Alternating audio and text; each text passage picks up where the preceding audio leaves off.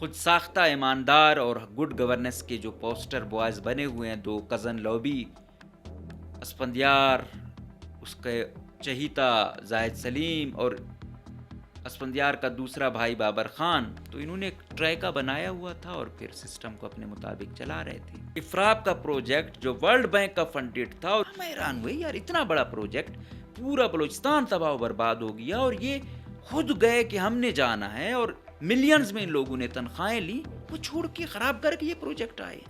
پھر جب ہم نے دیکھا کہ سکول ایجوکیشن آنے کی وجہ یہاں کا P M U school education ہے، جس میں 2015 میں اسفندیار خود اس کا پی ڈی تھا، یہ تو بھائی یہ پی ایم یو تو سونے کی چڑیا ہے۔ پھر میں نے آپ کو بولا تھا کہ یہ طریقہ واردات کر کے نکل جائے گا، کہ وقتی طور پہ تو اس کو ایس این جی اے ڈی وہ لے گئے ہیں، یہاں سے او ایس ڈی کر دیا ہے، لیکن نہیں، اس نے جو حافظ قاسم کو خلاف قانون، خلاف قواعد پی ڈی لگایا ہے پی ایم یو کا، اس پر تو اس کے خلاف سخت ترین انکوائری ہونی چاہیے اور سزا ہونی چاہیے۔ اب ہونا کیا چاہیے تھا کہ 40 سے نیچے والا تو اپلائی نہیں کر سکتا، لیکن انہوں نے اپنا بندہ حافظ قاسم، جس کی عمر 37.5 ہے، مطلب 37.5 سال ہے، وہ 40 کا ہی نہیں ہے، وہ کرائیٹیریا پہ ہی پورا نہیں اتر رہا، اس کو جو ہے نا مبینہ طور پر بنوا دیا ہے پی ڈی۔ ان تمام لوگوں، چاہے وہ عمران زرکون ہے، زاہد سلیم ہے، لال جان جعفر ہے، اسفند ہے، بابر ہے، ان تمام لوگوں کے نام ای سی ایل میں ہوں۔ موجودہ ان سالوں میں جو سب سے زیادہ کمائی کی ہے مبینہ طور پر، وہ حافظ باسط اور ماجد نے سب سے زیادہ کی ہے۔ ایک سیکٹری ایریگیشن تھا، دوسرا A C S P N D تھا، کبیر عثمان خیل جیسے ان کے کیا ہیں، ایکس سی این ہیں، پھر کرپٹ ترین سیکٹری ماجد جیسے پھر ان کے سیکٹری ہیں، پھر سالے جاتا ہے، پھر سالے کے بعد پھر سہیل الرحمان جاتا ہے، ایک گیم چلی ہوئی ہے ان کی۔ ان کے خلاف کڑا احتساب بہت ضروری ہے۔ ابھی سیکٹری ایجوکیشن آ گئے ہیں لال جان صاحب، اب ہم دیکھتے ہیں یہ اسفندیار صاحب نے جو اپنے چہیتے لگائے ہیں، اور اس کی جو ساری کماؤ بچے بیٹھے ہوئے ہیں پی ایم یو میں، یہاں پہ یہ بھی بس اپنی بیٹی بھائیوں کو ہی اور ان کے خاندان والوں کو ہی نوازیں گے، اور بس چپ سا دیں گے، کوئی ایکشن نہیں ہوگا، کہ بس وقت گزارو، پروٹیکٹ کرو ایک دوسروں کو، یا واقعی کوئی کام کریں گے؟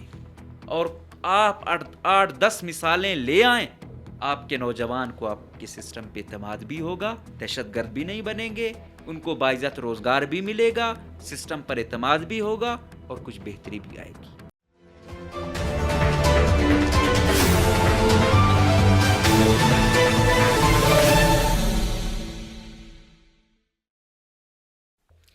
بسم اللہ الرحمن الرحیم، السلام علیکم، مجھے کہتے ہیں مقبول احمد، آپ دیکھ رہے ہیں پروگرام نعرہ حق۔ بلوچستان میں الحمدللہ جس طرح امن ناپید ہو چکا ہے، اس کی بنیاد یہاں پہ کرپشن ایک بڑی وجہ ہے، اور اس نے آج یہاں میں پہنچایا ہے۔ ویسے تو کرپشن ہر وقت تھی، لیکن جب 2018 کے بعد حکومت بنی اس دور میں، اور پھر خصوصاً جب قدوس بزنجو کا دور آیا، تو تباہی مچ گئی۔ اس دور سے لے کر آج تک مسلسل کرپشن در کرپشنیں ہو رہی ہیں، پرسنٹیج کلچر کہاں پہنچ گیا ہے، منصب ایسے دیے جاتے ہیں کہ خدا کی پناہ۔ ابھی آپ لوگوں کو وہ کیا کہتے ہیں، ایک خوشخبری تو ملی ہے کہ خود ساختہ ایماندار اور گڈ گورننس کے جو پوسٹر بوائز بنے ہوئے ہیں، دو کزن لوبی، اسفندیار، اس کے چہیتا زاہد سلیم اور اسفندیار کا دوسرا بھائی بابر خان، تو انہوں نے ایک ٹریکا بنایا ہوا تھا اور پھر سسٹم کو اپنے مطابق چلا رہے تھے۔ میں نے آپ کو بتایا تھا کہ اسفندیار کی مجھے پروفائل آپ بتائیں اور دکھائیں کہ یار اس نے بڑا لینڈ مارک اچیومنٹیں دی ہیں، نہیں ہے بھائی، 20 گریڈ تک گیا ہے، پرنسپل سیکرٹری گیا ہے، کوئی کارنامہ نہیں ہے۔ یہ جب اپوائنٹ ہوا یہ اور یاسر اس کا بھائی، اس وقت سے لے کر آج تک یہ متنازع ترین لوگ رہے ہیں۔ اس کا اسفندیار کا طریقہ واردات یہ ہمیشہ دوسروں کا کندھا استعمال کرتا ہے، اور پھر میں نے آپ کو کہا تھا ہم بھی آپ لوگوں کی طرح جب تک اتنی ریسرچ نہیں کی تھی یا پتہ نہیں تھا، تہ تک نہیں گئے تھے، ہمیں بھی لگتا تھا کہ یہ بڑے ایماندار ہیں، یہ کوئی اسکینڈل نہیں ہے۔ پھر جب میں نے کہا کہ افراب کا پروجیکٹ جو ورلڈ بینک کا فنڈڈ تھا اور یہاں پہ 2022 کے سیلاب متاثرین تباہ و حال لوگ جو آج تک تباہ و برباد ہیں، وہ لوگ جب وہ ہوئے، ان کا پروجیکٹ آیا، یہ صاحب چلے گئے اس کا پی ڈی، اور وہاں پہ دیکھا کہ اپنی ریکروٹمنٹیں وغیرہ کی، اور پھر آ گئے یہاں پہ سیکٹری اسکول ایجوکیشن۔ ہم حیران ہوئے، یار اتنا بڑا پروجیکٹ، پورا بلوچستان تباہ و برباد ہو گیا، اور یہ خود گئے کہ ہم نے جانا ہے، اور ملینز میں ان لوگوں نے تنخواہیں لی، وہ چھوڑ کے خراب کر کے یہ پروجیکٹ آئے۔ پھر جب ہم نے دیکھا کہ سکول ایجوکیشن آنے کی وجہ یہاں کا P M U school education ہے، جس میں 2015 میں اسفندیار خود اس کا پی ڈی تھا، یہ تو بھائی یہ پی ایم یو تو سونے کی چڑیا ہے۔ یہاں انہوں نے بیوروکریٹوں نے انہوں نے اپنے بھتیجے بھانجے کزن سارے لگائے ہوئے ہیں، ٹھیک ہے، اور اپنی کوئی سہیلیاں وغیرہ ای ٹی سی جیسے آتی رہی ہیں جاتی رہی ہیں، یہ تو انہوں نے ہر طریقے کا دھندا بنایا ہوا ہے اس پی ایم یو میں۔ پھر جب کہا کہ ہاں بھائی ادھر آنے کی وجہ ہی یہی تھی، اور ہمیں تو وہ تھا کہ یار آپ گئے ہو تو 3 سال تو وہاں رہتے، آپ پرفارم کرتے پھر آتے، لیکن نہیں، یہاں کون پوچھ سکتا ہے۔ پھر میں نے آپ کو بولا تھا کہ یہ طریقہ واردات کر کے نکل جائے گا، ابھی تو ہم نے وہ کیا، شکر ہے۔ پہلے تو اس کو اداروں کا کہ یا حکومت کا کہ وقتی طور پہ تو اس کو ایس این جی اے ڈی وہ لے گئے ہیں، یہاں سے او ایس ڈی کر دیا ہے، لیکن نہیں، اس نے جو حافظ قاسم کو خلاف قانون خلاف قواعد پی ڈی لگایا ہے پی ایم یو کا، اس پر تو اس کے خلاف سخت ترین انکوائری ہونی چاہیے اور سزا ہونی چاہیے۔ پہلے جب انہوں نے پی ڈی کی پوسٹ مشتہر کی، اس میں تھا کہ 35 سال سے لے کر 62 سال وہ آئیں گے، پھر اس میں خالد ماندئی جو پی ایس او ہے وزیر اعلیٰ کا، وہ لگایا گیا، اس کو وزیر اعلیٰ کی سپورٹ حاصل تھی، کوئی وہ نہیں ہے، وہ ان کی چوائس کا بندہ نہیں تھا۔ زاہد سلیم، اسفندیار، ان لوگوں نے کیا کیا، بابر ان کا بھائی پرنسپل سیکرٹری تھا، انہوں نے ورلڈ بینک کو مینیج کر کے کہا کہ بھائی یہ بندہ ہمیں نہیں، ورلڈ بینک کو کیا پتا ہے کہ خالد ماندئی کی کیا کیپیسٹی ہے یا نہیں، ٹھیک ہے، یہ دیتے ہیں، وہ آگے بھیجتے ہیں کہ ہاں بھائی آپ کر دو ان میں سے جو ہے۔ انہوں نے طریقہ واردات کی۔ پھر میں نے آپ کو کہا کہ ورلڈ بینک کی ایک خاتون ہے انگا نامی، اس بیچاری کو کیا معلوم ہے، وہ 2019 سے کام کر رہی ہے، بلوچستان کو ڈیل کر رہی ہے، ان لوگوں نے اسے بھی مینیج کر دیا۔ اور پھر جب انہوں نے مینیج کیا ہوا تھا خالد ماندئی کو، انہوں نے رکوایا، کینسل کروایا، پھر دوبارہ پوسٹ دی، باقی چیزیں سیم تھی، صرف ایک ایج کا کرائیٹیریا انہوں نے چینج کیا تھا، جو 35 سے 62 تھی اس کو انہوں نے 40 سے 62 کیا۔ جب آپ کو بندہ نہیں مل رہا تو آپ تو کرائیٹیریا جو 35 والا تھا اس کو 30 کرتے، 62 تھا اس کو 65 کرتے، لیکن نہیں۔ پھر میں نے کہا اگر اس دفعہ بھی بندہ نہیں آیا پھر یہ کیا کریں گے، جو بندہ یہ لانا چاہتے ہیں اسی کی عمر کا کریں گے کہ نہ اس سے زیادہ ہو نہ اس سے کم ہو۔ اچھا، اب کیا ہوا، ان لوگوں نے 17 نام جو پچھلی دفعہ آپ کو بتایا تھا بھیجے ورلڈ بینک کو، ورلڈ بینک نے 3 نام پھر ان کو بھیجے تھے، جس میں فخر الدین تھا، طفیل بلوچ تھا اور حافظ قاسم تھا۔ طفیل بلوچ کا میں نے آپ کو کہا تھا کہ وہ بھی یہاں پی ڈی رہا ہے، وہ بار بار آنا چاہے۔ جب ایک شخص جونیئر گریڈ پہ ادھر رہا ہے، اب وہ کیوں دوبارہ اسی جگہ پہ آنا چاہتا ہے؟ پھر میں نے آپ کو کہا کہ اس کا برادر ان لا بھی یہاں صادق سنجرانی لوگوں کی مرہون منت پی ڈی لگا، وہ دوبارہ آنا چاہتا تھا، تو یہ تو کوئی تو وجہ ہے جو آنا چاہتے ہیں نا لوگ، تو پیچھے وجہ ہی کمائی ہے، کیونکہ ابھی جو پروجیکٹ آ رہا ہے یہ ایک اس کا جو سیکشن ہے وہ 27 ارب کا ہے، تو آپ اندازہ لگا لو، اور ایٹ لیسٹ اس کو 70-80 ارب تک یہ جائے گا، اگر کوئی کمپیٹنٹ وہ چلایا گیا تو 100 ارب سے بھی اوپر ہوگا۔ جب 100 ارب ایک پی ڈی کے انڈر آ جائے تو سوچو وہ کیسے چھکے لگائے گا۔ تو انہوں نے کیا کیا، 2 نمبری تو پکڑے، پہلے سے میں نے ان کو جب پکڑنا شروع کیا زاہد سلیم، بابر اور اسفند کو، تو پھر تو بے ضابطگی پر بے ضابطگی آ گئی۔ ابھی انہوں نے جو لگایا ہے، اب ہونا کیا چاہیے تھا کہ 40 سے نیچے والا تو اپلائی نہیں کر سکتا، لیکن انہوں نے اپنا بندہ حافظ قاسم جس کی عمر 37.5 ہے، مطلب 37.5 سال ہے، وہ 40 کا ہی نہیں ہے، وہ کرائیٹیریا پہ ہی پورا نہیں اتر رہا، اس کو جو ہے نا مبینہ طور پر بنوا دیا ہے پی ڈی۔ اتنی بڑی واردات انہوں نے کی ہے. ابھی جب ہم نے یہ چیز ہائی لائٹ کی ہے تو ایک دن بعد اس کو رپورٹ ٹو SNGAD کر دیا گیا ہے اور اس کی جگہ لاجان جعفر صاحب کو لیا ہے. تو اب آپ بتائیں کہ کیا ہو سکتا ہے اس کا.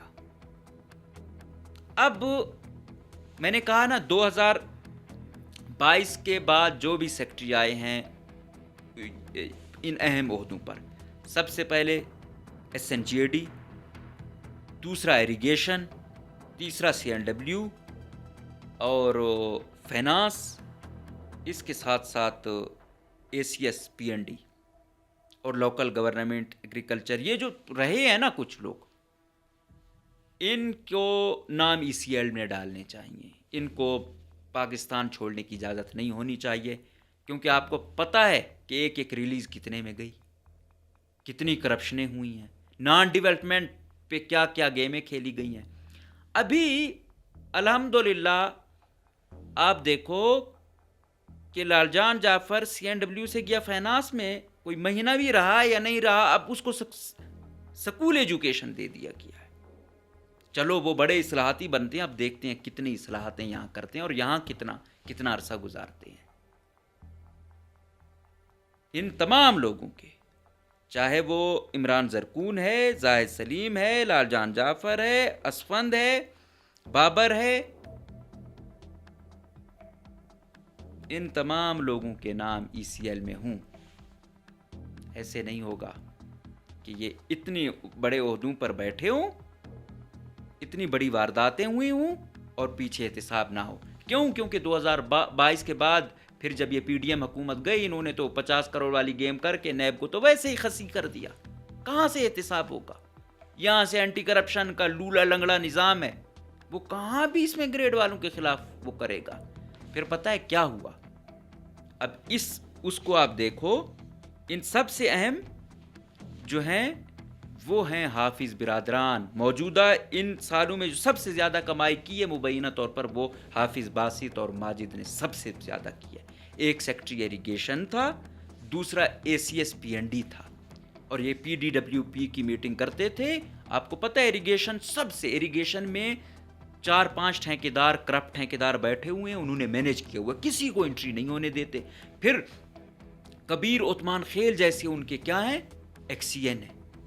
پھر کرپٹ ترین سیکٹری ماجد جیسے پھر ان کے سیکٹری ہیں. پھر سالے جاتا ہے، پھر سالے کے بعد پھر سہیل الرحمان جاتا ہے. ایک گیم چلی ہوئی ہے ان کی. ان کے خلاف کڑا احتساب بہت ضروری ہے. آپ کو پتہ ہے ایک ڈیم جو 6 ارب کا تھا نا، تو وہ 18 ارب کا بن گیا. کوئی اگر 10 ارب کا تھا وہ 30 ارب کا انہوں نے بنا دیا. اب اس پر تو لوگوں کی توجہ جاتی نہیں ہے. ڈیم ہے، بن رہا ہے کہ اس سال اس کی اتنی ایلوکیشن ہے، 50 ارب کا ایک ڈیم بنا دیں، وہ کتنے سالوں میں بنے گا؟ لیکن پیسہ تو ہر سال آ رہا ہے نا. یہ 3-4 ٹھیکیدار جو ہے نا، انہوں نے ہیجمنی بنائی ہوئی ہے. یہ اگلی PSDP میں بھی ڈلواتے ہیں. آگے منسٹر یہ جو بیٹھا ہوا ہے صادق عمرانی، یہ تو میرے خیال میں اگلی 10 نسلوں کا حساب کتاب برابر کر رہا ہے. بیٹا اس کی جو ہے نا گاڑیاں ہر آئے روز اس کے جو ہے نا 2 نمبر. کیونکہ 2 نمبری پیسہ جب آئے وہ کہاں آرام کرنے دیتا ہے. کبھی کراچی میں جا کے جو ہے نا لوگوں کو مار رہا ہے، کبھی یہاں پہ لوگوں کو مار رہا ہے. تو وہ کیا ہے؟ حرام کی کمائیاں اتنی انہوں نے کی ہوئی ہیں کہ ان کی اولاد تو نکالے گی کہیں نہ کہیں کسی طریقے سے. اور یہ نتیجہ ہے.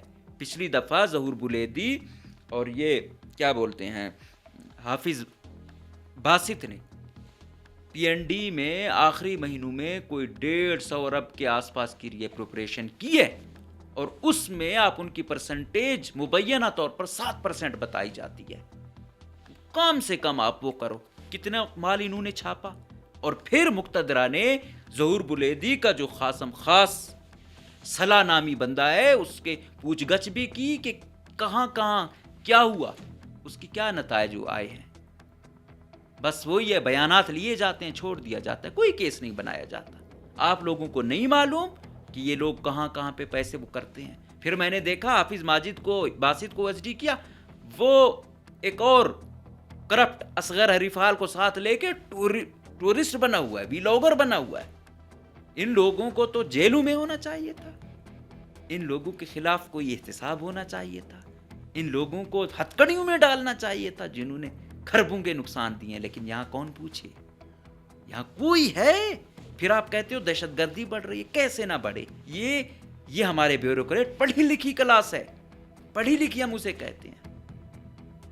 फिर मैंने ये कहा कि वो हो गए, लालजान जाफर था, आया, माकूल बंदा समझा वो कर रहा था, दरमियान में उसने इलेक्ट्रिकल वाला एक्सियन लगा दिया। ओ भाई,